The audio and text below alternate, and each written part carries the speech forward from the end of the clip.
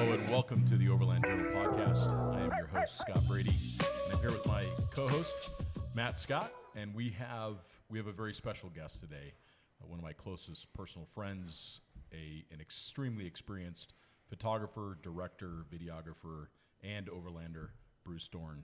Thanks so much for It's Uncle Brucey. Uncle Brucey in the house. Exactly. No, I prefer to be addressed as Uncle Zeusy. So here's what we're going to talk about today. We're going to talk about somebody that's had, I think, one of the coolest lives of anybody that I know. Has taught me a lot, has taught a lot of people a lot of things.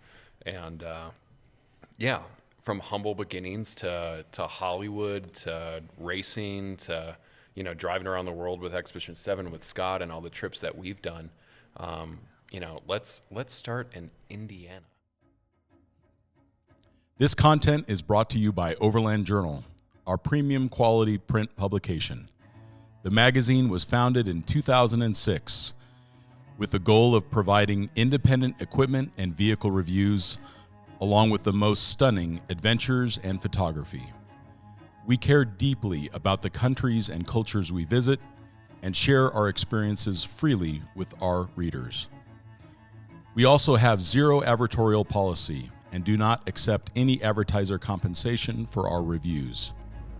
By subscribing to Overland Journal, you're helping to support our employee-owned and veteran-owned publication. Your support also provides resources and funding for content like you are watching or listening to right now. You can subscribe directly on our website at overlandjournal.com. Born very close to the race day of the Indy 500. I remember you saying that there was a particular engine. I know that Offenhauser had something to do with that. When those in particular were running, you could hear them from the speedway. Yeah, we lived about 27 miles from the speedway as the crow flies, and when the Novi, the supercharged Novis, were running, they did it even back then. I was born in '51, but as a kid in the '50s, I could hear them. They'd do 250 on the straights, and then you'd hear them just shut off and you knew somebody was frantically sawing away at a steering wheel, and then back down the backstretch. So, yeah, I sort of got methanol in my blood, from growing up near the home of motorsports. Yeah, I mean, and then for those that don't know, 250 mile an hour in the 50s and 60s. Insane. They don't do any faster than that now. Yeah. On ridiculously narrow tires, bias ply tires. Cojones. Oh my gosh. And the roll bar came up to mid-back. Yeah. None of this nonsense of having it above your head. Right. Yeah. Well, your spine's compressible to a certain extent. Yeah. So, I mean, at least from my perspective, motorsports has always been a common theme in the life of Bruce Dorn. You've always had cars, race cars, fast cars. I mean, growing up in Indianapolis, I think, I don't want to say that Indianapolis kind of gets maybe the cold shoulder these days, but it was for decades the center of motorsports in the world. It was one of the stops on the Formula One circuit back in the day. There's, I think in their corner at Le Mans, it's called Indianapolis. It's a hard 90-degree left-hander. One of the tracks has a corner called Indianapolis because Indy is a 2.5-mile oval that's basically 3 straightaways, So, it was always a big part of my life. Growing up there, I spent the summers on my grandmother's farm in southern Indiana, and there was a short track, a little dirt bull ring not too far away, and my grandmother worked at the concession stand. If you looked hungry, she'd fry up a chicken for you, and I stood outside turn 4 dodging the dirt clods. So didn't get to race early. Well, I raced motorcycles early. I started running hare and hound and motocross. Motocross was different then. Bikes had 3 inches of travel. It was mostly your spine that was the suspension. Which explains a lot. That explains a lot, about my physical condition. But no, I started racing at about age 14. Yeah, because you used to be about 6'8", right? Yeah, that's right. Yeah, that's right. Yeah, and your legs were 100% of the suspension. But no, ran, Husqvarna's, Hodakas, Bultacos, a lot of stuff. I mostly ran 125s because I just wasn't fast enough, quick enough for the really big fast stuff. But once in a while, ran a 400 two-stroke or something like that.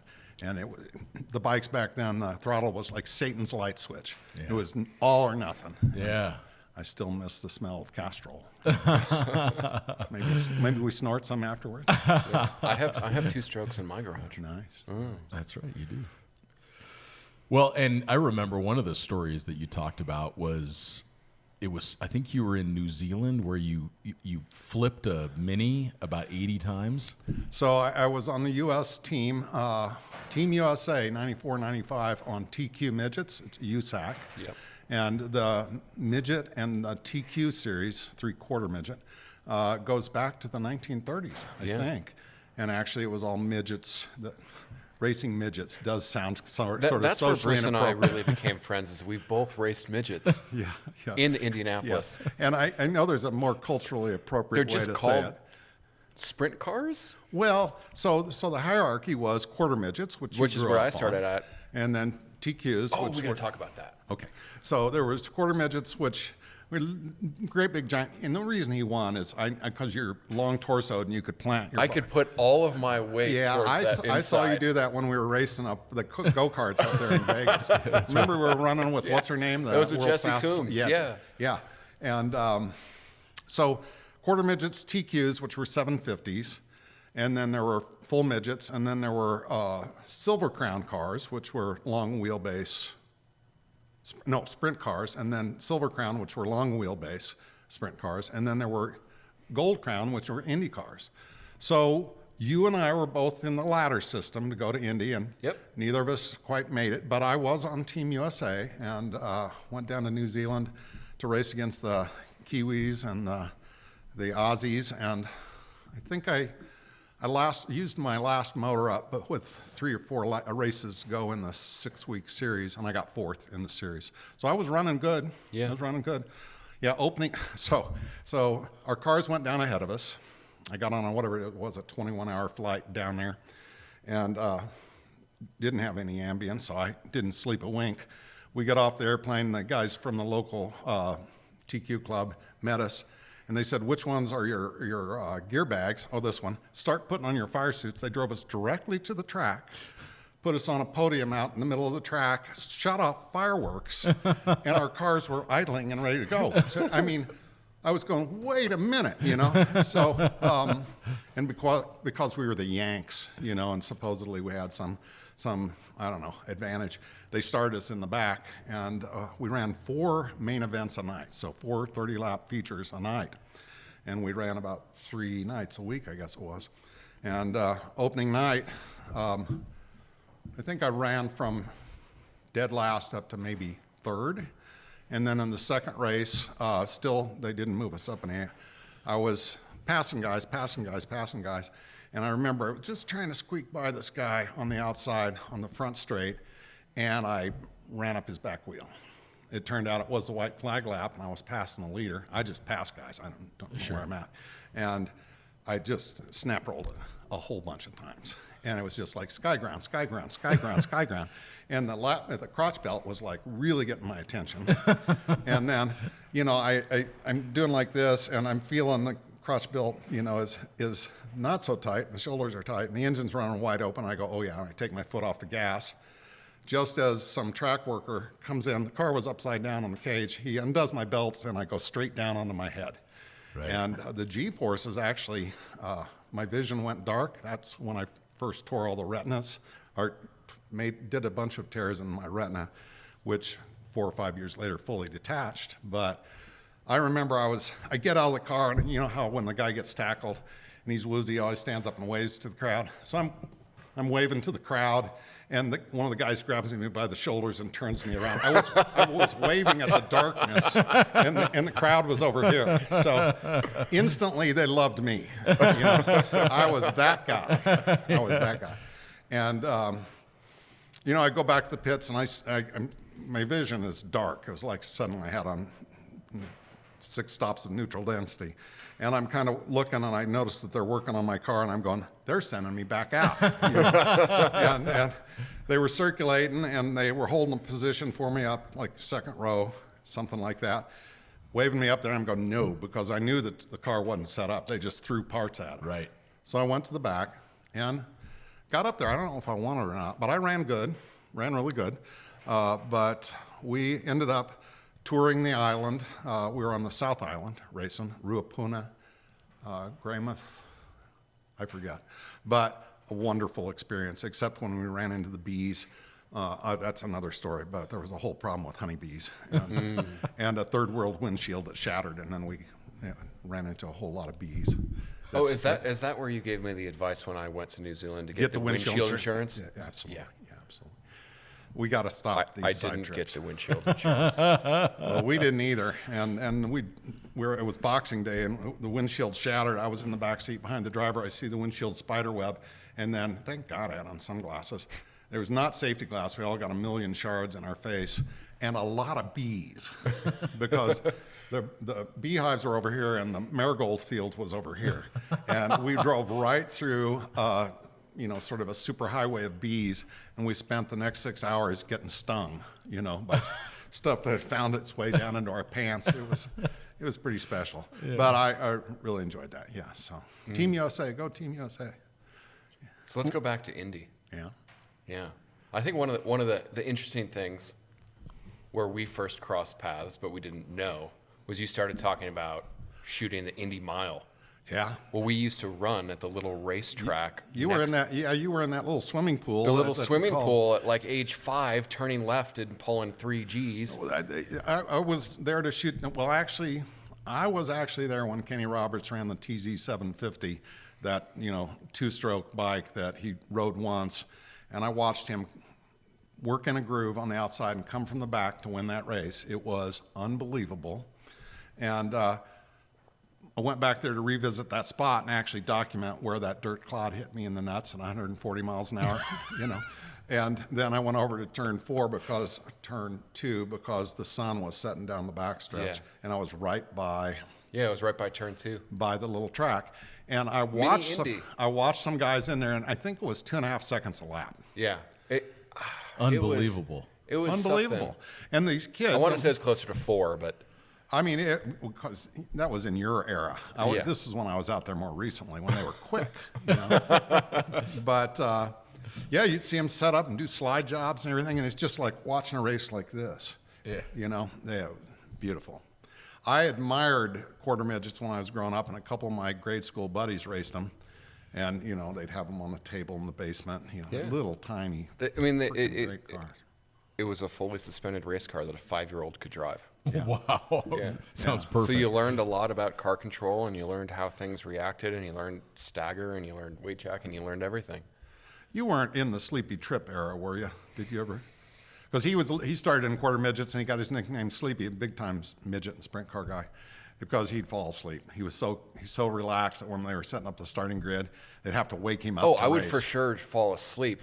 There's pictures that my dad has of me, sitting ready to race, falling asleep, and then slaps me on the helmet, wake up, picks the thing up, runs with it, drops it, because that's how you'd start it, and then hopefully by then you'd be fully awake. I think that was pretty common for 5- and 6-year-olds that were being made to race at 10 p.m.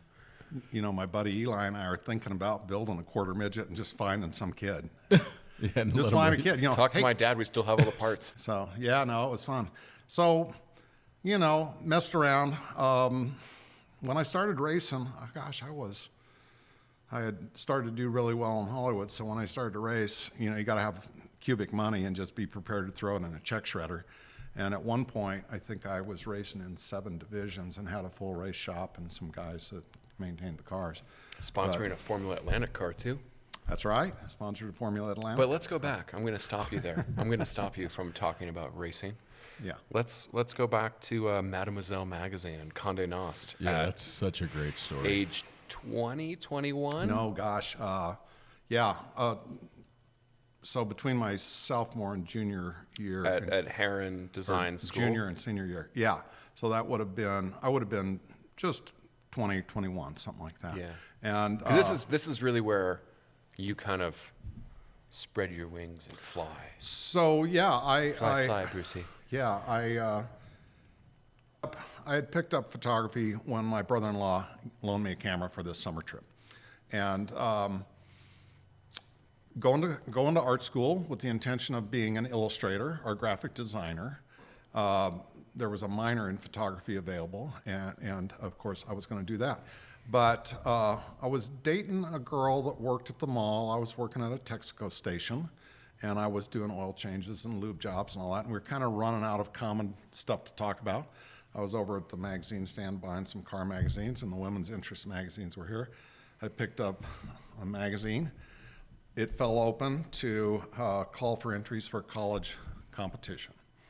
Bought the magazine, went home, read it up, applied. It was a protracted process. You had to do a whole bunch of creative projects, and it was a whole series of questionnaire questions that were clearly focused on women. This competition went back to the 1930s as the Condé Nast College Board, and they'd pick 12 students from around the nation. There was no social media. You couldn't tell what kids were thinking. You couldn't tell what the up-and-comers were interested in. And they had long since created this college board. So they had never had a guy enter it before. So all the questions were aimed toward women, and I just went crazy on that, because I was, can you type? One finger each hand.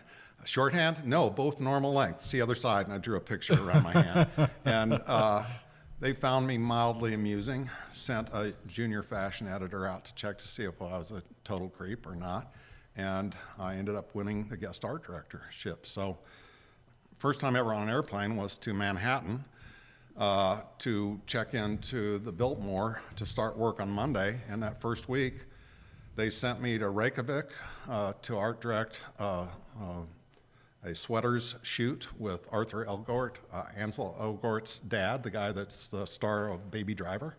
Wow. His dad was a photographer I art directed. I went from Reykjavik to Paris and shot Kenzo, Betsy Johnson, I forget which collections. And then I went to Rome and shot a runway on the Spanish Steps. So I went from literally from Friday at the Texaco to the following Friday, I was seeing supermodels changing clothes backstage, and I was. It's a heckin' big jump. I was digging the fashion industry pretty quick, But didn't you say that you went to some Champagne estate? Yeah, so everybody, because we were representative of all college students, and they just happened to have. Well, actually, another guy entered that year, and he was guest fiction editor. So there were 2 of us and then 10 girls. And they wanted to entertain you and pick your brains. So Levi's put on a big show for us, Cointreau, Dom Perignon. We went to the Dom Perignon vineyards and at the family estate. And I mean, the first time you drink champagne probably is not only Dom Perignon, but it's in Champagne, France. Yes. At the Dom Perignon estate. Oh, yeah. So I always had on a Caterpillar hat, a Cat Diesel hat, and, jeans, and my hair was about as long as it is now. I went to makeovers. They had makeovers for the girls, and they didn't know what to do with me. So, by the way, I am a summer in terms of my complexion, And, Clinique worked me over and had my hair cut by some high-end hair cutter. It was surreal. But yeah. Bruce, what's fun is, because I've heard most of these stories, and first of all, they remain the same stories, which means that there's a high probability that they're accurate. True. And then I've also heard a bunch of people repeat them with the same degree of accuracy. But one of the things that I remember from this trip that you did to Europe that stuck out to me was that there was this older gentleman that happened to be in Europe. Oh, yeah. And I think it's an important lesson about having mentors in our life. So would you mind sharing that? Yeah, I love that. Yeah. So I was crushing on 3 sisters back in Indianapolis. One of the girls was in my one of my art classes, and she had an older sister and a younger sister. And their dad was a lovely fella, and he wanted me to photograph all the girls for the some portraits of them at that age for the wall. And I think he secretly kind of wanted to have a son. So I had a good relationship with him. I put that on the side. I fly over to Europe. I'm checking into the hotel the first night in Paris and running into my first snarky Parisian desk clerk. Sure. And I'm checking in, and he goes, Monsieur Dorn, and he hands me an envelope that was in the box for me along with my key. And it was a sealed envelope, and I tear it open, and it's a note from the father of these girls. And he says, I'm in Paris. I want to take you out to dinner tonight. He was a patent lawyer. He was actually, the company he worked for was the guys that created powder coating. Okay. So electrostatic paint baking. Paint baking. And he went around the world suing people that were messing around with that. So he picks me up. We go out to dinner. I mean, I had never seen so many forks. I had never seen so many spoons. I had never seen so many glasses. And he very gently, without humiliating me, worked me through the process of how you behave like a gentleman, you know? And I'm paying very close attention. And I'm also pretty mesmerized because just beyond him was an older guy that had hair like I have, and he was surrounded by supermodels, and he was delicately eating a Caesar salad one leaf at a time while the girls all flittered around, and I was going, I like this guy, and I really like that guy too. So I got some sort of brick and mortar ways to behave from the father of my gal pals. And then I sort of got a goal for where I wanted to go in terms of being a wacky old artist, you know? And you achieved both. I'm trying to fulfill that destiny. Somehow. You know? Well, and I think the thing that I like about that story and appreciated you sharing it was that we often all need that person. When we go to a new country and we have a chance to spend time with someone that's local, ask them the things that you can do to best respect their culture and maybe do some research ahead of time. So I think that experience that you had, not only was it very beneficial for you, but based upon how I've known you, is that you have spent a lifetime doing the same for others and mentoring others. And I want to get into mentoring with you a little bit later in the conversation, but that's such a great story. Yeah, I'm a big pay it forward guy. My dad worked his butt off to support his family, and I didn't see him a whole lot. You know, I really would have liked to have had the experience growing up going fishing with your dad and doing this and that with your dad. You know, you got to spend a lot of time with your dad. Spent a lot of time with my dad. Racing and stuff. And on where I grew up, there was a father of girls on one side and a father of girls on the other side, and they both kind of liked having a boy around, especially one that was enthusiastic about stuff. So I got some really great guidance from those guys. And then I have run into people all my life, I'm going to call them benevolent adult males, you know, who would just notice that I was trying or that I had some potential, and on a number of occasions, my life's direction has changed because somebody noticed and bothered to give me a bit of guidance. So absolutely, I've always tried to do that. I take great pleasure in it. Well, and Bruce, you've done that for me. You've done that for Matt. I can think back even within moments of meeting you, you were already freely giving unsolicited advice. That's right. But things we needed to hear. That's why we're talking the other day about an AI app, Uncle Brucey, that offers you advice. Yeah, exactly. We just have to save Bruce's mind into AI. Ask Mr. Knew-It-All. Yeah. So let's go from gallivanting around Europe and Mademoiselle magazine. You're back in Indiana. Yeah. You decide, not right. You know, the second time you get on a plane is to move into a studio apartment off of Fifth Avenue. No, not a studio, my friend. Oh, a penthouse. Penthouse loft on Fifth Avenue. Yeah. No, I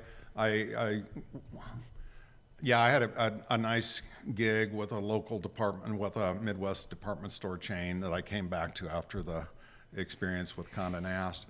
But it was, that was really, how are you going to keep them down on the farm after they've seen Paris, Yeah, for sure. So at the first opportunity, I joined a fledgling glam rock band that was going to try to make it in New York. And it was the glam rock era, and I helped them with promotion and staging, and we lived in a 4,000 square foot penthouse loft, and they didn't want the front. I had the Fifth Avenue front view. I built a wonderful darkroom and a rehearsal hall in the back. I was the only one that knew how to use a hammer and a nail. Sure. Because, rockers. And we renovated that loft. We sanded down the floors. It had been a button factory. It was in the garment district. And I remember my life was sleep until 4 in the afternoon or 3 in the afternoon, run around the fashion magazines and get an assignment, and then stay up all night. All the little fashion editors and all the beautiful people, our loft was one of the stops on their deal. New York Dolls would come over. We'd go to Max's Kansas City and CBGB's and Andy Warhol's loft. And you've been to Andy Warhol's loft? Of course. Jeez, come on. All right, moving on. Come on. It's like, do we dare ask for any Andy Warhol? Andy Warhol stories. It's like Elton John, always with copy in my glasses, always.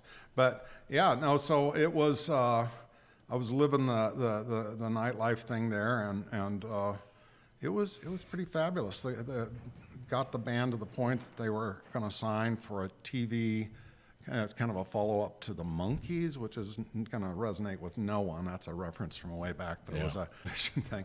And they wanted to do another variation on it, and this band was going to be it. The promoter, Don Kirshner, recognized that's the drummer, that's the bass player, that's the lead guitarist, that's the rhythm guitarist, and who are you? Oh, we don't need you. So everybody got signed into a multi-year contract where they gave up some ludicrous percentage of what they'd make for the rest of their lives, and I didn't. And thank Buddha, because I was able to go my own way, and they got stuck. Even if they were doing paper routes, they still had to get some commissions. But I had a really great time in New York, and then I guess I should mention that when I won the guest editorship, I had applied to Missoula, and I was going to go get my master's degree. I had gotten a bachelor's degree. I was going to go to Missoula, and I think I was going to be going to study jewelry making for my master's, and I wanted to be a smoke jumper. So I was going up there to do that, and I was going to go to National Outdoor Leadership School that summer, and then I was going to go to Missoula, and I thought, I'll be a smoke jumper. And instead, I was a fashion photographer in New York, Paris, and Rome. And who knows how it would have gone the other way. And at what point in time did you study typesetting? Because you even studied that at some point in time. Because you've given us, Overland Journal, a lot of the typeface that we use is because of you. So yeah, my degree, I thought I'd be an illustrator, and it was a very interesting program I went through. It was the old world master and apprentice kind of a program was in effect, and that was being sort of changed over to the new conceptual kind of free associative art. So I was in a program called Visual Communications, which had typography, 3D design, 2D design. We built fine art furniture. We did color theory. I understand the Bauhaus theories of design and so on. And yeah, typography is about as pure design as you can do. The most important thing that came out of that really was, the school, in just about 300 students would go into the sophomore program, and about 22 would graduate. It was before schools survived by being diploma mills. Mm-hmm. So if you got through it, you for sure got an education, and you for sure had an opportunity for a job. They hired all the 3D designers out of this school to go to Detroit to do clay modeling for Body by Fisher, or before there was CG, there was clay. Well, there's still clay in automotive design. I remember when we went to the Land Rover Design Center. There's still. It was amazing. It's real hands-on stuff. The creative process. And I think I had shared with you that I was accepted to Art Center. I was going to get a full ride at Art Center to do automotive design, but I was poor, and I had to work. I wouldn't be able to eat or buy gasoline to get to school, and they had a mandate that you couldn't work. You had to dedicate yourself 100% to your studies. So I had to walk away from Art Center in Pasadena and ended up at a local fine art institution that is, I'm glad I had that education. I'll fight anybody that says that going to college is worthless, because it was really worthwhile for me. But no illustration, although I can draw, I'm pretty good at that. the application of that is Yeah, limited. in fact, you have a bunch of your art going into the next issue of the magazine. So. Oh, yeah. Well, if this breaks before the next issue of the magazine comes out, that'll make perfect sense. But yeah, you're absolutely right. Actually, I did those in conjunction with one of my students from back then, a fellow that was in one of my when I taught. So I guess I should mention that I ended up teaching at the university level full time for about 5 years, and still very close to a lot of students. Yeah, yep. After doing that stint in New York, was drifting west, just wanted to get out of Manhattan. I loved that experience, but I'm a little bit more of an outdoorsman, and Central Park wasn't quite enough, you know. And so on my way west, I stopped off in Indianapolis to see some friends, and I was offered a sabbatical position, and that turned into a full-time position until about 1980 when I headed further west, you know. So. And you ended up in Phoenix. Yep, I was married to a gal, and she got a job as a creative director at a new agency in Phoenix. It was Gray Advertising, I believe. And there was a note on the refrigerator, "Move to Phoenix, come on out." You know, and I was still in the middle of a teaching contract, so I was a bachelor for a minute, more than a minute. And then I didn't re-sign my next contract, and I joined her in Phoenix. And then sat around watching a lot of cartoons. You've seen Phoenix change. Holy cow. Oh, yeah. Phoenix in the 80s would be unrecognizable. No 101, today. no 51 freeway. It was just this straight grid of streets where you could get killed at every left turn intersection. A horrible place to own a motorcycle because there are no corners. Is that where you got run over by a guy on a bicycle? You've had a lot of close calls with bicycles. I got run over by a guy on a bicycle with you when we were in Amsterdam. Oh no, that was the one you're referring to was when I was coming out of a photo lab in Hollywood, and a guy on a mountain bike, a big, burly West Hollywood guy, hit me like a ton of bricks. I mean, look at me. Me flying through the air means there's a lot of inertia involved. That's right, momentum. Yeah. But I remember looking down at this guy and, wham, and then he comes over, "Oh, mister, are you okay?" And then he realizes he just may have injured a guy. And so then I have this other vision of him with the potato chip front wheel trying to run away on this mountain bike. But didn't you end up like through a plate glass and on top of a pool table? That was something different? Yeah, that was on my normal commute to work. I had a 400 Honda F with a beautiful little four-cylinder that would run about 11,000 RPM. And I had this one set of corners. Well, that corner was the one where I was sitting at the traffic light with my arms folded, and I saw Buick Skylark logo right here. Car landed on my front wheel, and I flew through the air. I never unfolded my arms. I just landed on my head. And I woke up, and a big biker guy picked me up, threw me in the back of his truck. My Honda was already in there, and he drove me home. The one you're talking about was that same intersection. I had this series of corners. And the night before, it had rained, and somehow somebody had dumped a bunch of transmission fluid, and there was a nice river of slickness across the road.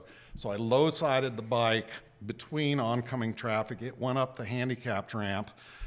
No, it hit the curb and started doing the ragdoll. I went up the handicapped ramp, onto the wet lawn, and through the plate glass window and onto the pool table of the drug halfway house. And the drug halfway guys were very annoyed that I was bleeding on their felt pool table.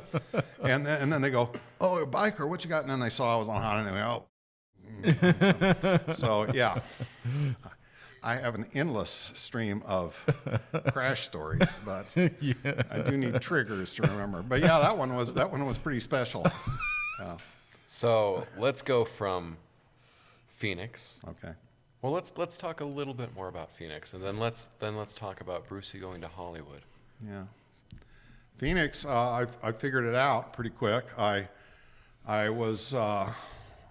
My rent was nothing. I had my studio. You said it was like $350 a month for your big studio, commercial studio. Yeah, well, it wasn't that huge, but it was adequate. It was downtown, and then I lived in the Squaw Peak Lodge. I think my housing was all in for studio and home was $450 a month. Okay. I was pulling down $125,000 a year, working a day a month, and the rest of the time I was either running dirt bikes, crashing and breaking my back on dirt bikes, or racing Hobie Cats, or skiing at Telluride, or running three-wheelers in the dunes. Oh yeah. Oh, favorite story. And these are all true stories. You're not being punked. This is not April 1st. No. You got to tell the story. So you're there in Glamis. So they invented these three-wheelers. You Yeah. remember those diabolical three-wheelers? The very first ones had no suspension. Did they end up banning them, or did they just stop making them because they were getting sued I think too enough much? lawsuits. Yeah, I think there were Yeah. enough lawsuits. But Your legs would go underneath them, and you would die. yeah, it was like a wishbone where that's what happened when I broke my back. My legs both went under both wheels, and it kind of made a wish. No, before that, Honda came out with the CR 250. So it was a 250 motocross bike, two-stroke, in this nice little compact three-wheeler. And they were fun. You just slide them, and you could bicycle them, do whatever you want. They were only dangerous if you were an idiot and didn't know how to slide and, on flat tractors. So we were having a blast. So Buddy and I had them, and we got them, and it was during the wrong time of the season to go over to the Yuma Dunes. It was hot because it was too early or hot because it was too late. I don't remember, but It was hot. It was hot, and there was nobody there. And we were very excited. We just picked them up from the Honda dealership, threw them in the back of we had a trailer, and I had one of those Toyotas that everybody wants, the little SR5. Solid axle, yeah. Solid SR5, long bed, single cab, four-wheel drive. Yeah. 22R. Yeah, perfect. Yeah, slug slow. And anyway, we race out to Yuma, and we get off to this place where we used to always run dune buggies, and we unload them, and we got an hour, before it gets dark. Hell with it, we're going. And we're roosting out there, and we knew our way around, and we were heading to the Bowl of Death. It was the highest sand, and at the bottom there was a circle about the size of a paper plate that was the hard pack of the desert floor. But other than that, it was just this astonishing deep bowl, and once you got in it, you had to kind of get out of it this way. There was no corkscrew tornado your way out or whatever. Yeah, a reverse toilet flush. And so I come up to that roost over the edges, and I double take because there's a flippin' flying saucer hovering down there about 20 feet off the ground. And my momentum carried me around, and I come back around, and This is where we start talking about how aliens are real, and we've seen them. It's there. Well, this is the story I always do when if anybody says, "Anybody ever see an alien?" But I mean, I'm doing the and I wave my buddy over, and I get him to stop, and we marine crawl over and peek over the edge, And we studied that thing for a while, and it was floating in the air down there. It was big. It was substantial. But it was weird because it kind of looked like an ironclad. It kind of looked, I don't know if anybody even learns this stuff anymore, but it looked like the Monitor and the Merrimack, kind of a Civil War era, but a spaceship. The first metal. It was like Jules Verne flipping thing. And we're watching it and listening for sounds and seeing no activity. And finally we got up the balls to go down there. And we go down. And we were getting closer and closer to it, and it was even more and more scary because here this thing is. And there's no tire tracks. There's nothing. It was just hovering down there. Where would you hide if you were a spaceship? Hide in a dune bowl. It'd be perfect. But we get down there, and then I see that there in the center there was a switchback staircase, and it was built on a bunch of telephone poles, and it was Jabba the Hutt's sand cruiser.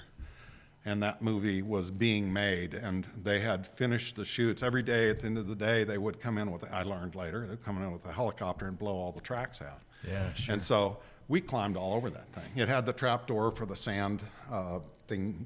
The tentacly kill you. Yeah. And I mean, I knew a little bit about showbiz and props and things like that, and the scenic painting on it was astonishing. They had dressed in sand at the base of it to hide all of it.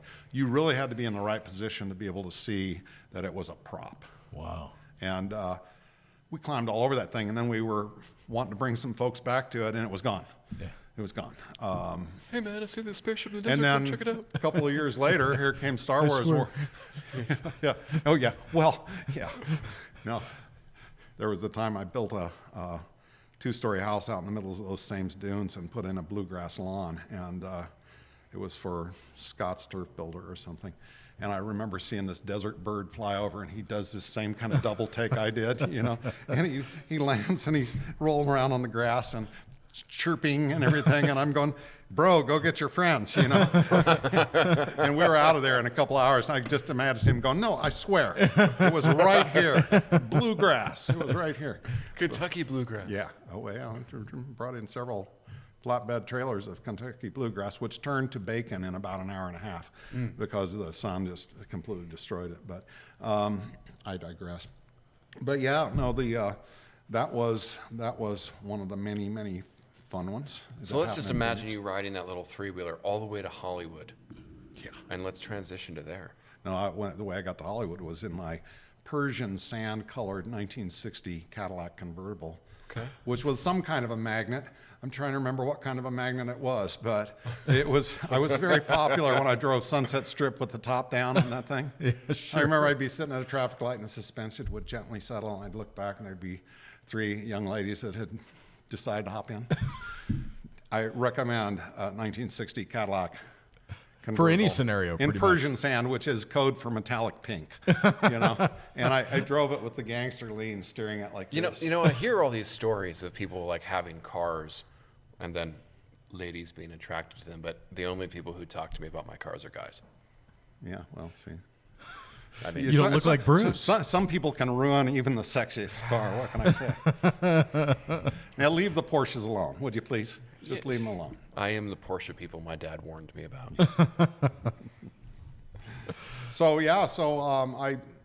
The move to Hollywood came out of the blue.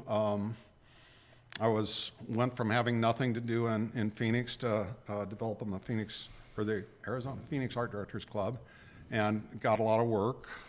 My kind of photography was different. They did a lot of tabletop and large format, and I was more loose handheld and sort of lifestyle kind of stuff. And started shooting motion picture stuff there. Worked for another guy who was a producer director, and he needed a cameraman. I said yes. A recurring theme in my life is to say yes even if I shouldn't, and then figuring out how to make that yes turn out okay. And did a few spots, started my own production company, ended up in the Clio Awards, which is kind of like the Tonys, Emmys. It's a big deal. Commercials. And so I was in the finals for I forget what category it was in, but I was up against the biggest special effects house in the world, and with my little tiny. Yeah, you said it was like $1 million budget versus a $25,000 budget. Yeah, and my stuff, if it needed a set, I built it. If it needed hand talent to pour beer, I'd get a manicure and pour the beer, and I did everything I could possibly do. Anyway, I was up against them. I'm pretty sure they beat me, but within a few weeks of the award ceremony, I got a phone call from the big effects house, and they wanted me to come over and interview. So I flew over, 55-minute flight, had an interview. They offered me a job, an independent contractor job. And this was Robert Abel and Associates, which is a big deal if you look at them. I mean, they were like the pioneering motion graphics special effects house. Yeah, it was Industrial Light and Magic and Digital Productions and Robert Abel. And ILM was the ILM guys, Industrial Light and Magic guys, were kind of specializing in feature stuff because it was George Lucas, and Lucasfilm. And we were doing commercials, and Robert Abel and Associates really couldn't do any, couldn't bid the big jobs because they didn't have any directors. They had a ton of really talented special effects people or graphics people. That's where I met Mara. She's in the history books for her work that she did at Robert Abel's as a designer. And wasn't she somehow involved with the Beam Me Up Scotty? Yeah, she did. Which is amazing. Yeah, she did the wormhole sequences and that hyperspace thing. That's my wife. Yeah, she's literally in the history book for her. Yeah, we should have had her instead. She's better. She's a lot better. Yeah, and she would be here telling you. You can hear her eye rolls from here because I'm telling stories. I told one not too long ago that she had never heard, which I saw her do this big double take. That's the only lie you've ever told. Well, but so it was a really cool place to work. I went in there and I figured out special effects pretty quick because I'm a mechanic, right? Number one, I was a mechanic. Number two, I was a designer artist. And so here's this confluence of cameras and logical thinking, you know? We invented the first motion control camera there where the camera shoots and moves and shoots and moves. And we also did, and I'm saying we because as a company, I was kind of around the edges, but I remember advising the computer guys when they were doing the first mocap suit, you know, like in that guy, Andy Serkis, who does Golem and the monkeys in Planet of the Apes and everything. They were trying to figure out how to not have to use a classic Disney cell flop animator to do animal locomotion. They were trying to figure out how to shortcut actually having a proper illustrator. So I had taken drafting in high school, and I knew you could describe any object with 3 angles, front view, top view, and side view. So we took these old Mitchell Rockover cameras that were used to document the nuclear tests and Roswell. We put a Geiger counter on them, and they were like, it went off the charts. So I mean, we were Straight putting from Bikini Atoll. Yeah, they were a 50 million year half-life, and we're putting our eyes on them all day long.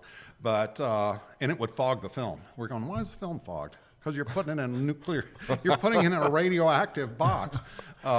But front view, top view, and side view, and we went down to the office store and got those little Avery dots like you'd use to put on file folders, you know, red one for this, green one for that. Put one on every joint, and then have the 3 cameras shoot it, and then play that stuff back and physically track the elements, and then you could create a skeleton on which you could, a hierarchical animation upon which you could skin. You know, you could then put fur or texture or so on. And then we had to figure out how to light stuff. And because I had a little bit of knowledge in all these areas, I was handy. You know, there were people that were mathematicians that were standing at blackboards, whiteboards, just working out the original vector graphics and then raster graphics. And that was all coming from there. They were doing something similar at ILM, but I went from doing some little tiny jobs to doing the biggest clients on earth, you know? And it was like going from the Texaco station to Reykjavik, but now I'm going from small town production to biggest budgets there ever were.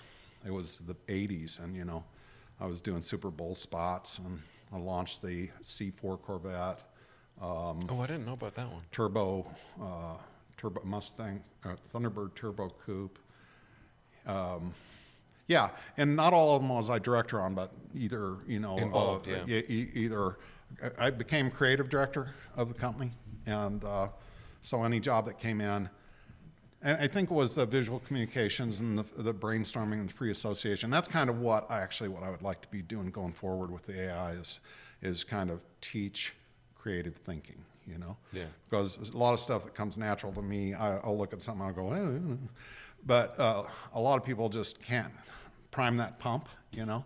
And there are technologies and systemologies that can allow you to kickstart a idle brain, you know? So, and well, let's unpack that a little bit. Like, if someone's listening and they want to be more creative, or they want to come up with new or original ideas or better ideas, what are some of the basics that you use to do that? Is this the mind-expanding drugs portion of the podcast?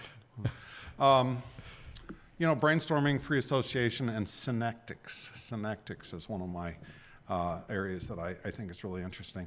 And you can jump on the bot and read up on them, because what I could tell you now could be done, you know, in the next hour, 12 seconds for a bot to go into. But there are ways to break down a problem by analyzing. It's just like the answer is always in the question, right? Mm-hmm. So if you can properly ideate and articulate to yourself what it is you're trying to do, then within that there are actually systemologies that can allow you to fire it up. And it's just kind of like priming a pump. You know, a dry hand pump will never do anything unless you pour a little something in it. And synectics in particular, you take keywords and then you elaborate from that. But I think it'd be easier to just kind of research that stuff. But, you know, I spent 4 or 5 years full-time teaching. I taught visual communications and all levels of photography. And in the process of doing that, there was no syllabus. There was no they just dumped me in there. And so I sort of created my own way of teaching. And anybody in an art school was generally the best artist in their high school. And it's just like being the tallest kid in your high school.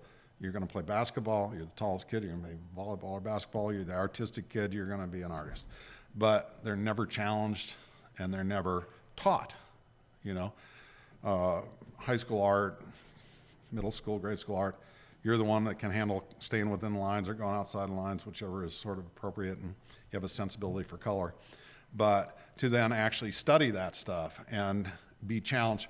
So anybody that came in there was, whatever they produced the first semester was average, you know, and then from there on they had to grow, because I had a high school art teacher that did that to me. I mean, I was always the, you know, best with the crayons or the pencil or the airbrush or whatever. And he just shut me down. He just goes, C. I go, what a minute, I've never gotten anything less than an A+. Yeah, but that's average for you. So you got to impress me, you got to improve. And that got me off my ass, honestly, you know. And that's what I try to do in mentoring is, number one, well, when I was teaching, I'd always try to identify the strength of the particular student, and then I would try to force multiply that. Because you can try to jam a square peg into a round hole, but it's better to just really make it a more precise fit in the round hole, you know. So whenever I'm mentoring or when I went from what I learned teaching made me really good at running a film set. As a director, it's a benevolent dictatorship. It's your vision. Everybody is there to execute. But everyone in that room is the best at what they do, or they don't make it to that set, you know.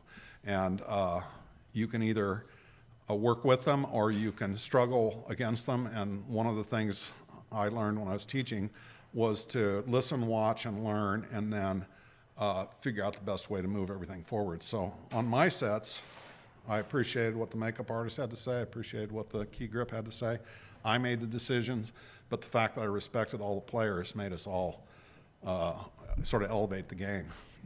Never had more joy and fulfillment than running a set, you know. Being out in the middle of somewhere, getting ready to shoot at dawn, and you got 20 grip trucks and caterers and all this, and I'm going, I cannot believe they're paying me to do this. You know? Sure. You know.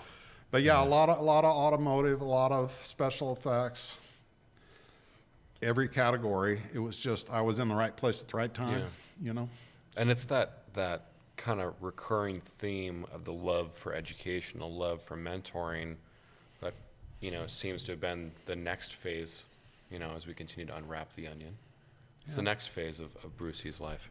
You know, I don't think you ever learn anything as much as when you have to explain it to somebody else. Yeah. You know, I was not prepared to teach. I don't have a teaching degree. I couldn't teach high school or grade school, but I was able to be a college professor, or not a professor, lecturer. You got to really earn a professorship. And then I'm DGA director. It's Directors Guild of America for those that don't know. So to be an assistant director, you have to go through layers and layers of education, and you have to understand all of these things. But as a director, you just have to come in there with a vision and somebody who's backing that vision, you know? So I would never qualify to be an assistant director or a production manager. Maybe I would, because I've been around them so much and I learn from everybody I work with. But over and over again, it's been a combination of confidence and accrued experiences that allowed me to just step into the highest level of something. My life's not been just like this rocket sled ride to the top. I've had plenty of backsliding and all that stuff. But when an opportunity has come up to be in charge, I grab that, you know. And when I have a bunch of people to work with, I look at them as assets. I'm not going to just push them around. I want to harness and direct all that stuff.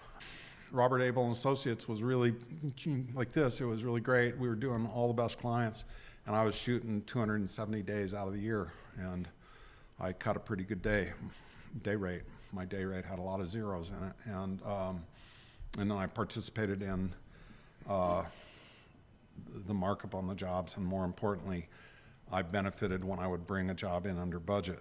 That was unheard of. When I cut my deal, nobody had ever heard of a director who would come in under budget. But I'm the kind of person that... Yeah, you've told me about the angry South African that would wreck the Porsche and just go hang out on a boat, where you were kind of like, you know what, I'm going to work for this. I was the guy in Phoenix that would bring things under budget. Yeah. I'll take less money, but I want to cut. Yeah. So I have no business degree, and certainly anybody in the commercial arts, you make your money from the commercial side of the arts. A talent and $8 will get you a small latte, but I guess I have a fair amount of street smarts, Yeah, and so sure. When they're I think of myself as a problem solver, and some guys in my capacity just go, oh, we got $3 million, $6 million to do this. They spend it all. What I try to do is figure out the smartest way to do it and come away with a lot of profit. Yeah. Now, I don't leave any production value on the table. I get it on the screen, but I had to build the inside of a spaceship one time. It was like whatever this name of the spaceship is in Aliens. That sort of real gritty looking, working spaceship. I had to do that for some Tyco commercial or something. And the budget for the set was $750,000 because it's, had to have this really spectacular set. I got a scout and found a defunct hydro dam up in British Columbia, and I rent it for $600, and I put a bunch of Christmas tree lights all over it in the background out of focus, and got all those dynamos painted up and everything. I think I spent $5,000 out of that $750,000 on the set, and the client was just, this is awesome, So, problem solving and doing that kind of stuff, and I was doing that at Robert Abel and Associates. One day a bit of drama happened, and some fishermen came in. Yeah. I was an independent contractor, but the guy owned the company represented me as an employee and created an annual report that was not exactly honest, and sold me like a football player to another league. And but you were a free agent. Yeah, that deal couldn't go down, and so a bunch of stuff happened. They were very surprised that they weren't buying me, and everybody went away mad. And I opened Bruce Dorn Films the next day and took all the clients that were suddenly abandoned. So Robert Abel and Associates, a lot of people scattered to the wind. I opened Bruce Dorn Films out of my producer's garage, and then found a space, and then bought a building in Hollywood and proceeded from there. And I had really good fortune with finding good people who like to work with me. Number of people who have worked with me have won Academy Awards and multiple Academy Awards, going on to work in long form. I never went into long form. I regret it to a degree, but I also didn't spend my life on 3 movies. I did a lot of interesting and different stuff, and I was around a bit for my kids growing up, and so I was doing all that stuff up until I had a big physical surprise. I was racing a lot. I had a lot of race cars in a lot of different divisions, and I was sitting in a race car and my legs went numb. I thought the belts were too tight. We were waiting to go on the track, starting the engines, killing them. The race that was on the track before us was having a lot of accidents, so we were sitting in the staging and just in there, and I'm feeling my legs go numb, the kind of 10,000 needles kind of thing when you sleep wrong on your arm and you lose the blood circulation. Well, that didn't go away, so I was the guys had to put a tie-down strap under my arms. I won the race with my foot like clubs. I somehow still managed to have enough throttle control. I won the race, but the guys had to pull me out of the car, and I couldn't stand up. So that lasted for quite a while, and I had to, in the business of being an it girl, an it boy doing creative stuff, they call you say yes. And the day you can't say yes, they have to get someone else, and they go back to that someone else. So I had to say no to an awful lot of people, and that sort of killed my momentum. Ultimately, after tons and tons of tests, thinking I had late onset MS and all this stuff. It turned out that at some point, and I had my insurance would not cover anything if it was motorsports related. And I had some wheels fail and I hit the wall, drove straight into the wall at 120 a couple of times, and so I had some pretty solid whiplash and maybe concussions. But I'm going to the doctor and he's going, what's wrong with you? I'm describing what's wrong. He goes, well, what have you? I go, well, I fall off ladders a lot and I snap my head forward like this when I fall off those ladders. I have making up stories. And eventually, after multiple spinal taps and trips into the scanners and all that stuff, one of the guys goes, do you work near a generator? Do you work near a gasoline generator? And I go, I do. On the weekends, I spend all weekend next to a really big gasoline generator. So it was kind of carbon monoxide poisoning was the last thing. They were looking at heavy metals build up in my system and stuff. But while we were still screwing around trying to figure it out, my legs kind of came back. But then it was reinvention time. I was doing a lot of teaching myself computer skills because you got to keep going. And that was when you were starting to do the Corel stuff? Yeah, Corel, Painter, Photoshop, and... yeah, how do you describe Corel Painter? I vaguely remember it. They call it a mark-making program, and basically you can make brushes. You can replicate an oil brush and a scumble and all of these kinds of stuff that relate to a natural media brush. They have a handful of brushes, but then you can design your own. So it's not a push-a-button thing. You're using a stylus like a Wacom stylus, and you stroke by stroke render. So it's as much time as doing an oil painting or a watercolor, but no paint drying time. Yeah. And you can hit an undo button. But I avoided the undo button. Like a traditional painter, if you paint yourself in the corner, paint yourself out of the corner, So I approached it as a guy who had nothing better to do, and I became one of the earliest painter masters, and I was at that time considered to be one of the best in the world in international competitions against the Chinese and the Russians and all that. And did neoclassical looking ballet imagery and motorsport, airbrushy looking stuff, and won the Kodak Innovators Award, that was funny. Kodak was a company that made film. Yeah, they were big at one point, back when the cameras, when you put something in the cameras. For anybody my age. But that's funny. Mara had actually, my wife Mara, I was introduced to Corel because my wife was messing around with it. And I go, what are you doing there? And she goes, go away, leave me alone, stop looking. And I go, no, seriously. She goes, no, seriously. And I go, well, at least tell me what it is, Corel. So we're working on it separately. And I don't know how it was that we came to enter the Kodak Innovators Award, but one day the phone rang and Mara picks it up and she's increasingly excited and she goes, I won the Kodak Innovators Award, and rubbing my face in it and dancing around and everything. The phone rang again, and it was the only year they gave it to two people, and they had no idea that we were related, let alone married. So after she had rubbed my nose in it really severely, I went, sorry, sorry. But it was, since I moved here, I was doing a lot of different kind of stuff, Western imagery and so on. I was awarded a artist in residency with the Idle Jorg Museum, and I showed alongside Ansel Adams.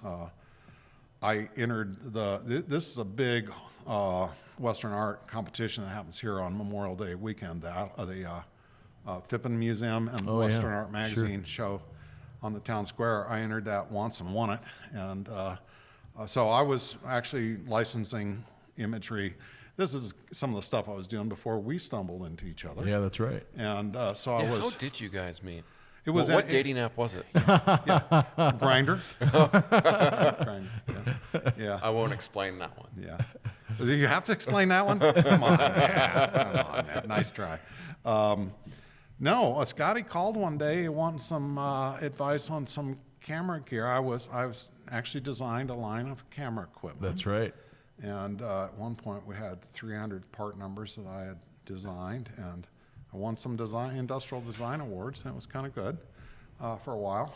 And Scotty called and was talking about it, and we realized we were in the same town. I mean, yeah, it was crazy. I mean, Yeah, so then we went and Yeah, it had was just the coffee. coolest looking follow focus out there. It was very robust and minimalist, which we needed for being in the field. And next thing you know, You know, it was like when the Honda, oh geez, this may be another reference nobody understands, but when the Honda Goldwing came out, it was this Porsche-style flat six water-cooled engine. Yeah, a boxer engine and a motorcycle, and it was spectacular. And people started designing saddlebags and windscreens and everything, and it was the platform of choice. And then Honda created all that stuff and put all of these accessory companies out of business. My accessory company, which I designed, I was a preferred vendor for Panasonic, Sony, Canon, and Nikon. And Sony actually approached me to design some components for them, which is pretty interesting because normally with the Japanese company, it's not invented here, forget it. But yeah, I was doing all this stuff, and then they just created their own versions, or they added features to the camera that made my stuff irrelevant. So that was another arc of doing something kind of fun.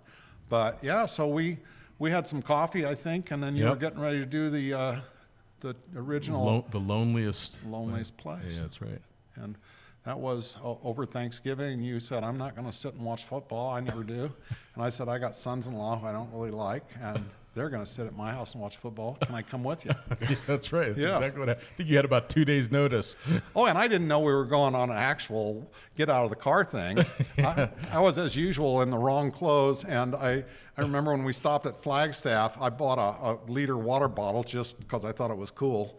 And then next thing you know, we're marching up the 58-mile bench. 50-mile bench, yeah. I thought we were going to just go for a drive. And then we didn't quite have to make a snow cave, but we were huddled under a rock ledge. Yeah, that's right. Yeah. Oh, that was such a fun trip, trying to get to the most remote point and in the lower 48 states. Did a similar trip, I guess, taking an EV to a similar spot. I did. So when Bruce and I did this trip with Cam from Nemo and Ray Highland and everybody, the goal was to actually get to the physical location that was the most remote, which included hiking for many miles. But what we recently did was we took an EV to the most remote point that you can access on a dirt road in the lower 48, which is in the same area, just slightly different location. I remember when we were doing the original trip, and that's 10 years ago, Yep, right? That's right. I realized I was the oldest guy by 20 years, and I figured it's going to take them extra time to get my corpse out of here, so I just volunteered to do everything first, like the rappelling and the jumaring and all that. Because, yeah, no, that was a lot of fun. It was a lot of fun. I do have some great photos of you rappelling. Do you think that rappelling artist made my butt look big? Be honest. Be honest. You were fantastic, Yes. Bruce. Yeah. You were fantastic. Fantastic. But So that started some, and you had Jeeps and you'd done a lot of off-road driving and dirt driving and riding and everything else like that, but not combining that with travel really. Well, and not having chums, that's the thing about the overlanding community versus having a four-wheel drive and driving it around the mall and all that stuff. I mean, that's what it's super valuable to me. I mean, obviously that chance meeting, we then led to the opportunity for me to join you on Expedition 7. That's where the bromance really started. That's right. That was the big spoon, little spoon moment. It was. Yeah, we spent 4 years sleeping together. Yeah, not quite joking when we say we spent more time sleeping with each other than with our wives. And he is incredibly snuggly. I just want to go on record as saying that. I'm a snuggly guy. Yeah. And the most annoying thing is that he'll trick me into telling the story just so he'll fall asleep. I have a way of putting people to sleep. I didn't do that. And then the way Bruce, the carburetor. tell me the story about the Playboy model again. No, it'd be about how the carburetor float bowl works, and then I mean this sweet, gentle snoring. But yeah, no, that was a lot of fun. Yeah. Yeah, don't peg the snoring just on Scott. I was on a brief portion of that trip too. Y'all both snore. Like chainsaws. We need to put into this podcast. Like very large, like industrial chainsaws. Yes. I mean, maybe early industrial age locomotives. Something just post steam. Yeah. I think we do have to put in the YouTube video Matt actually asleep with his fingers still on the laptop trying to write while we were driving across the United States. Oh, my favorite picture of Matt, and I probably still have it, was we were up in Vegas for the car show or whatever it is, and those guys that used to stand outside the convention center with the porn. I love collecting those. I'm always trying to find one that says Laura. That's my wife's name, and I've never found one. Well, I got all of them, and then Matt was asleep, and I just poured them on him in the bed. And then took that was the a couple pictures. Liberace mansion. That's the place. That's the place. That's right. Yeah, that was the weirdest place we ever rented. It was like a 10,000 square foot. Now think hard. The weirdest. Let me think. Back when probably SEMA wasn't just rebranded Chinese things. Yeah, exactly. Yeah. Yeah. So. Yeah, we did. I mean, we drove Alaska. We drove across the U.S. together on E7. We stopped in New York for a minute. That's right. Manhattan. We did. The feather boa moment. Yeah, we have that can go in the show notes as well. boa. Yeah. So we got Bruce. It's the only time that I will ever have a feather boa on my hand while eating a hot dog next to the commissioner of the NBA and the owner of the Utah Jazz. That's true. That's true. Yeah, That's exactly what happened. people were Interesting. I'm not going to name names, but people were messing with me on the trip across the U.S. and so I arranged for a trap in New York. Well, first I arranged to have all the police officers' personal vehicles towed from in front of B&H. So we had some 80 feet of parking. Yeah, try to make that happen in New York City. Yeah, and then because I was the one who theoretically knew his way around Manhattan because I had lived there, I happened to have in the Bruce Dorn Girlfriend Network, which is widespread. Yeah, you haven't even mentioned the GFN, BDGFN.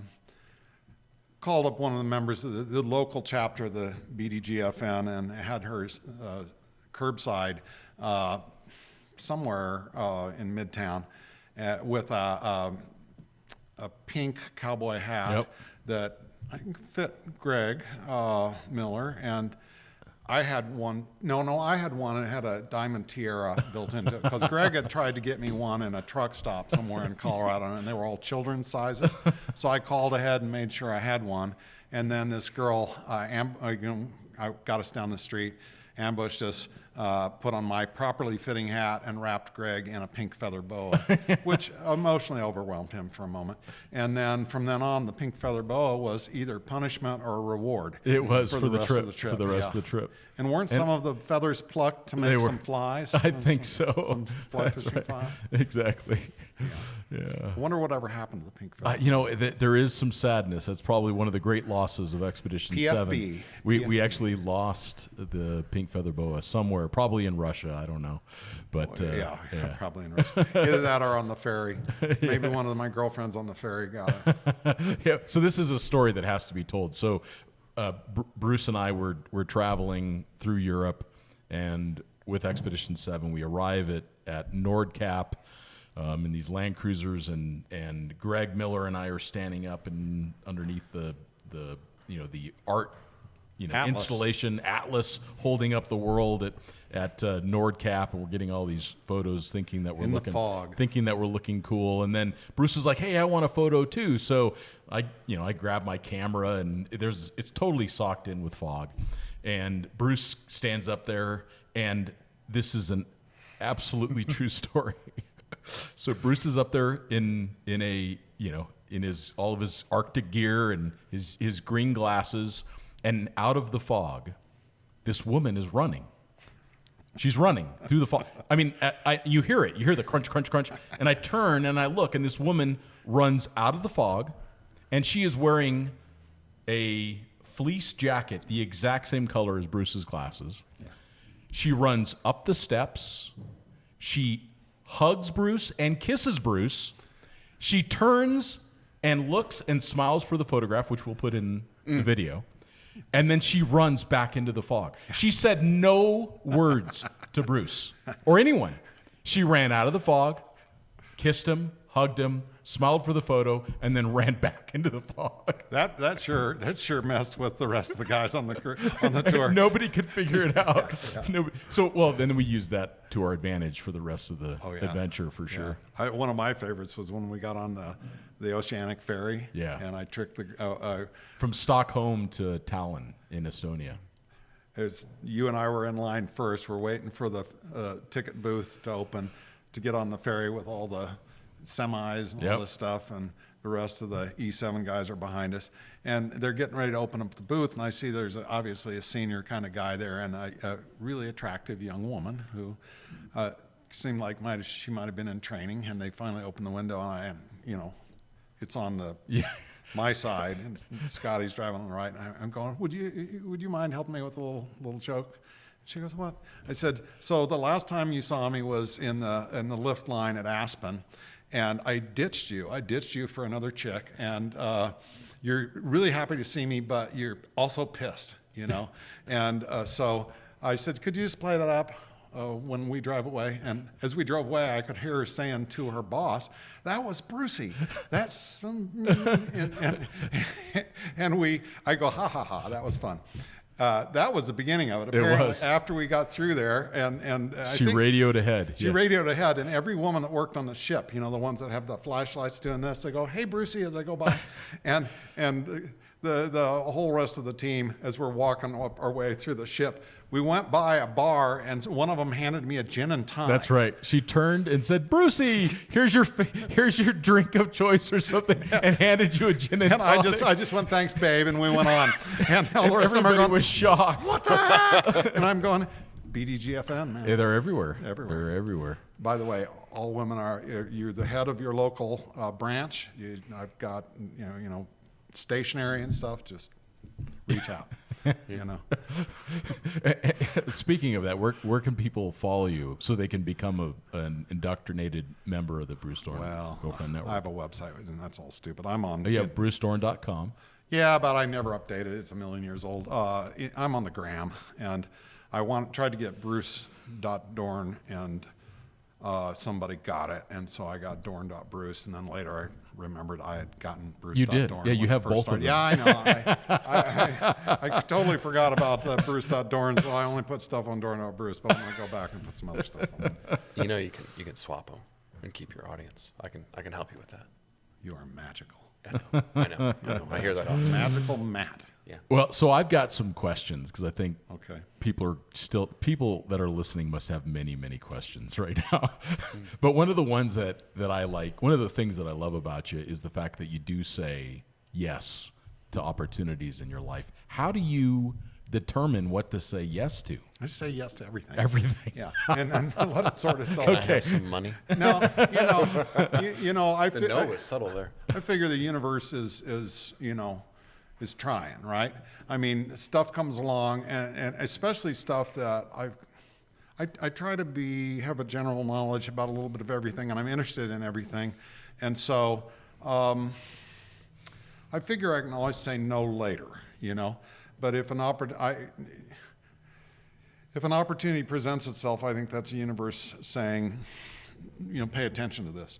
So I do, and it more often than not, it turns out well. I think there's something I refer to as the persistence of the river. You can take buckets of water out of the river all day long, and you don't really change its course. I think that our trajectories are kind of. I don't want to be all about it, but I kind of feel like you pick positivity. Positivity, and for the most part, things go well. It's like, I'm not saying fake it till you make it, but I am saying if you see an opportunity, deserve it. Do the work to deserve it. And that's served me extremely well. It still does. I mean, I'm 50, this marks 50 years as a full-time creative, and I continue to be astonished that stuff comes my way, you know. And I got nothing better to do, right? This is fantastic. And I also make a point of trying not to be stuck in my generation. You know, in fact, you've done a great job of that. I don't know too many people my age, and most of the ones I do, they don't do that much. And if I wake up, I'm gonna get out there and do something, And I love being around younger people, and I love annoying them, and so that's kind of a normal thing for we me. were having lunch the other day, and it was just before I turned the big 50. Oh, yeah. And you just kind of turned to me, and we've spent a lot of time together, and you just said, Scott, every decade just gets better. And you said, I'm not so sure about the 70s yet, but it was, to me, it was really thoughtful to say, because when you're looking at, I did turn 50 just in the last few weeks, but to hear someone that I respect and admire say, you know what, it's like it just got better and better. No doubt things get different, but when I look at your life, that your 60s are like what most people would be lucky to live an entire life doing. So that was good advice. Going back to that thing where I was be standing out there in the dark in the sand dunes with all the grip trucks and everything, and just going, I cannot believe this. I cannot believe it. Be grateful. The more grateful you are, the more the universe smiles on you. Yeah. I really think so. Yeah. And, I would certainly love to be younger and have the physicality and the energy that I had, but I didn't have, I'm not going to say wisdom, I'm going to say I didn't have the accrual of experiences at the younger age. Thank goodness I had energy and physicality, because that compensated for the lack of common sense and experience. Sure. So now guile and what was it? Guile, old and age treachery. and treachery. Yeah. No, I heavily depend on that now. So, yeah. Am I supposed to ask him a question or something? If you want to. I don't really want to. Okay. I don't want you to. Have you gotten on to second beer, Matt? Man, I've been on the second beer for a while. Oh, you have. That's nice. And I'm Bruce is still on his first glass of water. I'm sampling Pabst Blue Ribbon and Modelo today. I have an affinity for cheap beer. Yeah. Cheap beer, fine wines. That's kind of your new. That's you. You need to turn that into a website. Your logo. Yeah. I'm a juxtaposed person. Well, so here we are, beginning of 23. I was kind of wrapping up 22, thinking, time to slow down a little bit, maybe do a little more of the grandkids stuff and that kind of thing. And 23. You just had a big announcement just that we could probably time. So we can time it with that. Yeah. You want to tell everybody? Well, Canon brought me on as an explorer of light. Yeah, we didn't even talk anything about Canon, and that's been a huge part of the last decade of your life. Yeah, I was when I was doing my digital art stuff, doing the painting and so on. I was doing, the big trade shows. I would get a room with 500 people in it, and I would do live demos. I'd bring in a model, and I'd light it, and I'd shoot it, and then I'd use that as reference to do a digital painting, and then I would output it in 90 minutes. I was really fast. Normally you do this stuff rather slowly, but I invited the guy that was head guy at Canon at the time, Canon USA guy. I went over, I said, I'm doing a show. I'd love it if you came and caught it.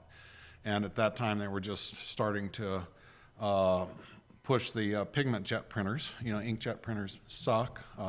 Pigment jet or giclée printers are actually, for the simplest explanation would be, it's like acrylic paint, tiny micro paintballs. So a proper pigment jet print will outlast the Mona Lisa, in terms of the color fastness. And they needed cool looking stuff to promote that. He created a program on the spot with me and another guy called the Print Masters, and I joined Canon's rank as a print master, and then they put me on the road teaching the wonders of maintaining your, all of our digital stuff can go, in one sort of electronic burst. Cody bits, yeah. And so the only thing that really is going to outlast you would be if you do make prints, a magazine will be there, but electronic footprint's going to be gone, the formats will change. So I was in, and then I was the only person, so the Explorers of Light program was one of the very first sponsored artist program, and they took a lot of pride in the fact that they located the best in a particular genre And if they used Canon, then great. They would approach him to become an explorer of light. And as they'd go, this is the best underwater guy in the world, and he uses Canon. And they never threw equipment at people and said, you know, you're super good, use our stuff, and then, you know, we'll brag about you. So they moved me over into that program, and I'm a general practitioner. You know, I don't specialize in aerials. I don't specialize in high fashion. I've done a little bit of everything. So I'm kind of an odd fit in the program, but because I'm also a cinematographer, done as much or more cinematography as I have still work, that made me the right guy at the right time when the first HD SLRs came out. You know, you had film cameras and you had digital cameras, and that was the whole thing. And then there was suddenly... And then the 5D happened. The 5D happened. Changed everything. And that's when I started my parts manufacturing. And I was doing 26 city tours talking about doing, you know, how to use this stuff for cinema. I think it was ILM that reached out to me one time when they were doing Red Tails, the story of the African-American Mustang Squadron. Tuskegee Airmen. Tuskegee, Alabama. And they needed to be able to film inside the cockpits of these P-51s, and I was a consultant on that. So I was inducted into the Explorers of Light 18 years ago, and every year you requalify. They were all fired at the end of the year, and then they rejigger the group so that it's the best, supposedly. And you don't know if you qualify until about mid-January.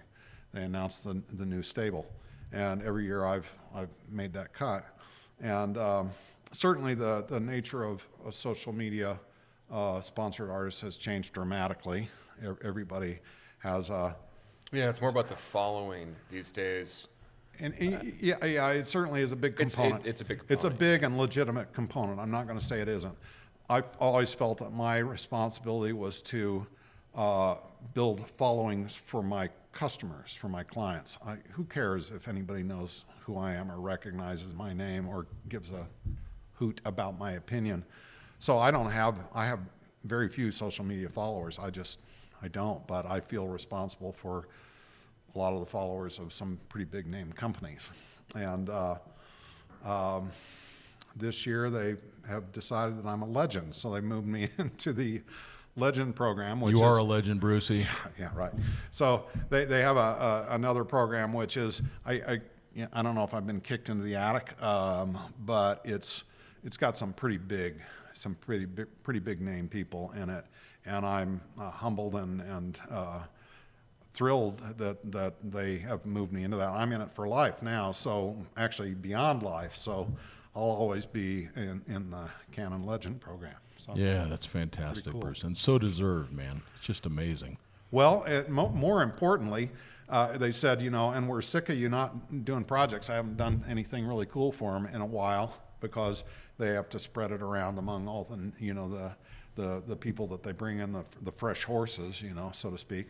But I'm getting ready to go out and do some really good work for them. Yeah, it'll be amazing to see what you come up with. Very exciting, yeah, very exciting.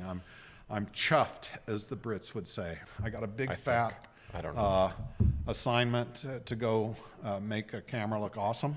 It is an awesome camera, and I'm thrilled to be it's like having a Kentucky Derby capable winning horse, and they call the oldest jockey in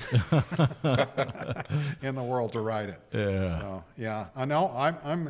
I couldn't be more excited. Couldn't be more excited. And all of my mentees are doing great. You know, I've spent a lot of time trying to help people, and every time they have a victory, it's a victory for me. So. Yeah. If you were to ask something of our audience, how can our audience support some of the mentorship work that you're doing, or is there a challenge that you have for the audience around that, because you've made a difference in so many people's lives? Well, you know, we were talking before about trying to sort of magnify that or increase it. But and I had the sort of the conceptual name Elevate One. You don't know everything in the world. I don't know everything there is to know about everything, but I know something, and there's somebody that's one rung down on the ladder from me. And I don't care how new you are at your art form, your writing, your music, your image making, you're somewhere, and there's someone else who could use benefit from your wisdom. Yeah. You know, at every level. So elevate one. Find one person, elevate them. Yeah. You know, and a rising tide raises all boats. I love it, and I absolutely guarantee you will understand what you do much better when you have to explain it. When you have to make someone else understand it thoroughly is when you understand it thoroughly. Yeah. And then, you know what my passion is now. I want to get this Heroes Network idea going. Yep. And the next thing I've written for you is a pretty heavy piece of writing, but it led me to an idea about trying to organize our community into being there. And I don't know whether we want to talk about that now or talk about it more later. But well, I think once we get it off the ground a little bit more, but the next couple issues of Overland Journal, Bruce has the opportunity, or had the opportunity, to share a story of Vasilisa, who was viciously attacked in South America. And it's just an awareness that we have within overlanding that things are not always safe, and that there's a way for us as a community to be supportive when someone needs it, or someone is fearful of their safety, or someone has had a compromise to their safety. So we're all, a big part of the adventure community is that we're all individuals, and we all want to have our little individual adventures, but there's so much more we can share. We don't have to turn it into a homogenized cookie cutter type of thing to be out there exploring the world. And for women to be able to go out there and have adventures and be strong and fulfill all their potential, and we just need to make the world a little safer. Yeah. So I've got a cautionary tale, and the takeaway on it is very positive, but it's real easy to fool ourselves into thinking that everything is sort of prepackaged and safe. We know better. We get out there and there's almost an attitude with travelers that if they say something isn't safe, it means that they're not worthy, they're not part of the club. Like they don't want to. You don't have to be reckless to be a traveler. Yeah, it does trend towards that reckless thing. Yeah. Whenever I see the tagline, and I never felt I never felt that I was in danger for a moment. I'm going, then your situational awareness is not quite finely tuned. I would never want to talk anybody out of, risk and danger is a seasoning to some degree.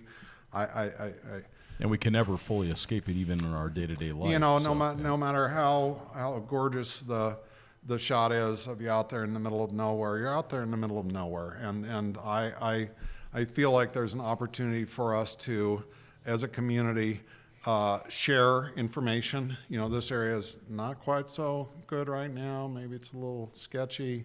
Maybe you could caravan through this area. Maybe you could sidestep this area. I want to organize us to be on-call Good Samaritans. And there's so many people in the community that would always help.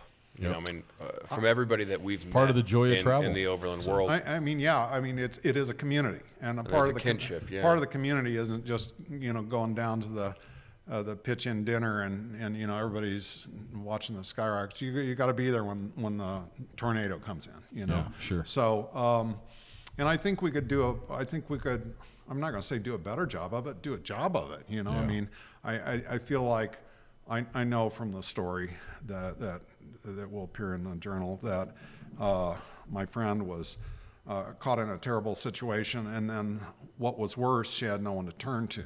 Yeah. And I know, I don't know, but every particle of my being is absolutely sure that there was somebody from our community within a couple hundred miles. Yeah. There's somebody in our community within a couple hundred miles of all of us. There's probably somebody within a couple miles. Yeah. You I know, mean, there's only so many routes, right, that most people go on. I don't know how you could find any place on Earth where there isn't somebody in the overland community kind of nearby. And if we had a way to be able to send up a flare and call in the cavalry to be there when somebody is absolutely in need and has no one to turn to, because a big part of being solo is being solo, and a big part of being out there in the middle of nowhere is you're in the middle of nowhere. There aren't emergency services, you know. Oftentimes, and so I think it will be a small but big thing to organize us into a community that is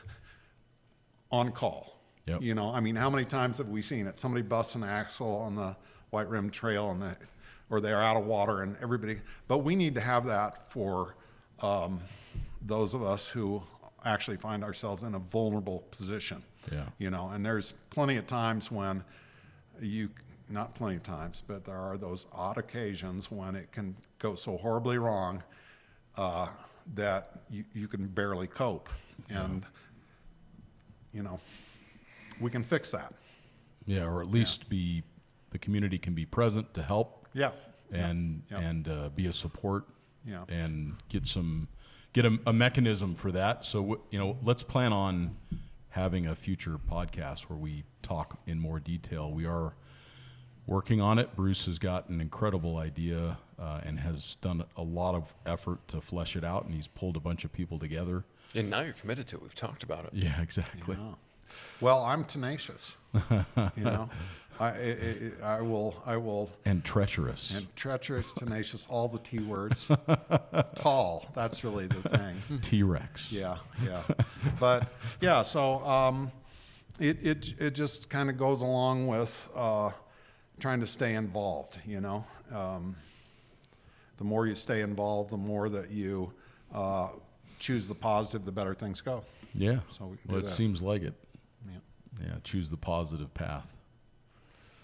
Well, we could spend another 2 hours talking to Bruce. Yeah. Well, actually, I spent 4 years traveling around the world with Bruce, and I never ran out of Bruce stories. So hopefully we'll get you back on for some more. But Bruce, I just, as a friend, I am so grateful that I called you that one day in Prescott, and that we've been able to have this decades-long friendship.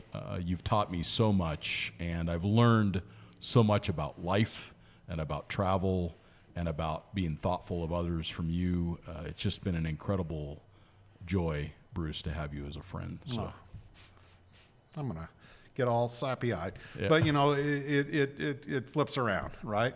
When you develop a deep friendship, everybody benefits, and I've learned from both of you guys.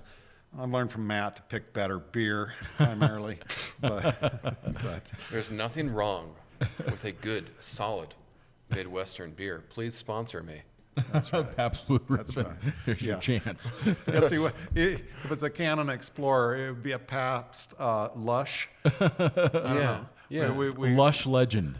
I think we could come up with a marketing campaign and take it to them. Yeah. Have I taught you? They've got to come to me. Have I taught have you to nothing, stay Matt? authentic to my Have I taught 12 you nothing? followers. You've got to attack. Well, you've taught me a lot, Bruce. Take so the much. beer and attack. More than I think you'd know, and I don't think that I would be in the position I am in life without you. So Yeah. I deeply care about you. Gosh, what a love fest. Yeah, Yeah. that's the way it should Let's be. do this again. Well, screw you, I'm done. Like right away. Don't stop. Don't stop. You know?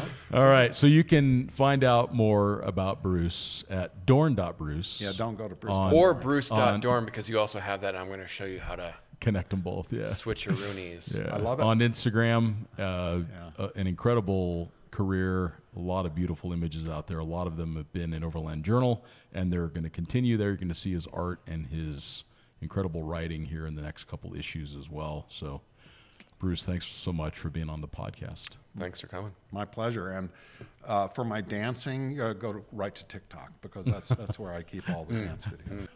Love you guys. Yeah, love you love too, you, Brucey. Brucey. Thanks for being on the podcast. And thank you all. We love you guys too. And thank you all for listening. And we'll talk to you next time.